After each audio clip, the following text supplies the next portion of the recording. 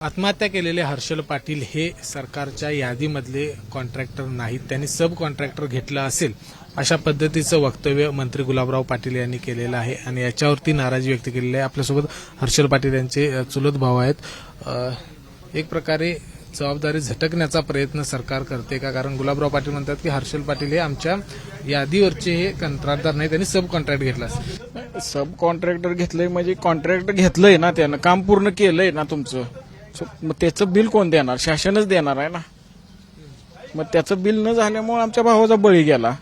तुम्ही जर असं जर असंवेदनशील वक्तव्य करत असेल आणि आमच्या जखमीवर जर मीठ चोळत असणार आहे तर तुमचा आम्ही जाहीर निषेध करतो। आमच्या कुटुंबियाच्या दुःखात तुम्ही सामील न होता जर तुम्ही जर आम्हालाच म्हणत असशीला तो कॉन्ट्रॅक्टर नव्हता, अरे आता अंदानी सुद्धा इतर कंपन्यांना सब कॉन्ट्रॅक्टर देतात, ते कशाच्या आधारे देतात? तसंच हर्षलनं सुद्धा सब कॉन्ट्रॅक्टर घेतलं। असे अनेक कॉन्ट्रॅक्टर आहेत की ते सब कॉन्ट्रॅक्टर घेतात महाराष्ट्रात। तुम्ही आताच हा मुद्दा कॉन्ट्रॅक्टर नाही, तुम्ही बघायला आलता का त्यानं काम केलंय का नाही? ते तुम्ही नुसतं हवेत आहेसा। इथं गावात येऊन लहान मुलांना जरी विचारलं काम कोणी केलंय तर ते हर्षल पाटलांनी केलं, हर्षल दादानी केलंय म्हणून सांगतंय।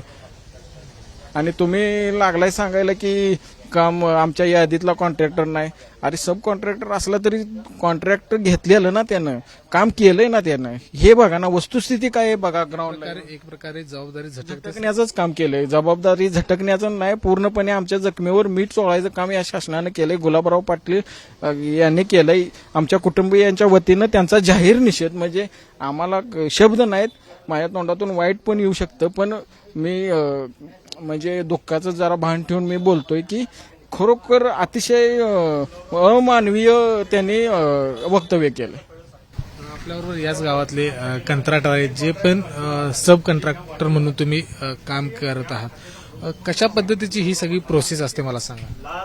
ऍक्च्युली मी रजिस्टर्ड कॉन्ट्रॅक्टर आहे, परंतु जल जीवन मिशन ही जी योजना आहे त्यांच्या ज्या रकमा आहेत त्या कोटीच्या घरातल्या आहेत। म्हणजे बऱ्यापैकी एका गावाला 10-20 लाख रुपये पाणी पुरवठा करू शकत नाही आपण।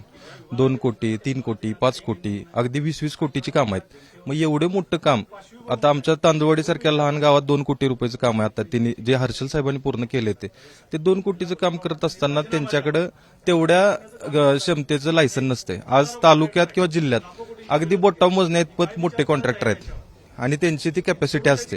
त्यात टेंडरला म्हणजे निविदा प्रक्रियेला काही क्लॉज टाकलेले असतात की सिमिलर टाईप ऑफ वर्क, म्हणजे असंच एक काम केलेलं तुम्ही पाहिजे, किंवा 1 कोटीचं काम आहे तर 1 कोटीच्या कामाच्या अगेन्स्ट 60 लाख रुपये तुम्ही पूर्वी काम केले असेल तरच तुम्हाला ती निविदा मिळाली जाते।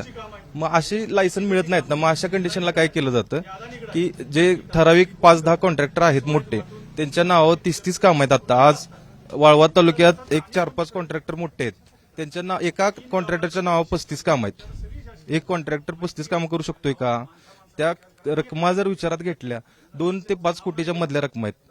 आता जवळपास 100-150 कोटीचं काम ते करू शकत नाहीत। मग अशा कंडिशनला काय आहे की असे हर्षल पाटील साहेब हिने कसं काम घेतलं, असे प्रत्येक गावात वेगवेगळ्या लोकांनी सब कॉन्ट्रॅक्ट करून त्या योजना पूर्ण केलेल्या आहेत। आणि जिल्ह्यातली पहिली योजना आहे तांदुळवाडीची की प्रथम पूर्ण केल्या जी हिने हर्षल पाटील साहेबांनी केलेली आहे, कारण की अजूनपर्यंत योजना पूर्ण झालेली नाही इतर कुठल्या ठिकाणी। आज आम्ही 2 वर्ष झालं सगळे त्यांच्यामुळं पाणी पितोय आज गावात।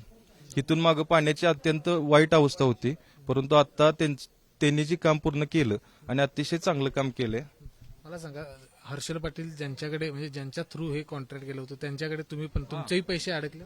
मी 2023ला शिगाव तालुका वाळवा इथं सेम पाणी पुरवठ्याचं काम पूर्ण केलेलं आहे, परंतु माझं सुद्धा तिथं आज 6 लाख रुपये रक्कम अडकून आहे डिपॉझिट आणि केलेल्या कामाची।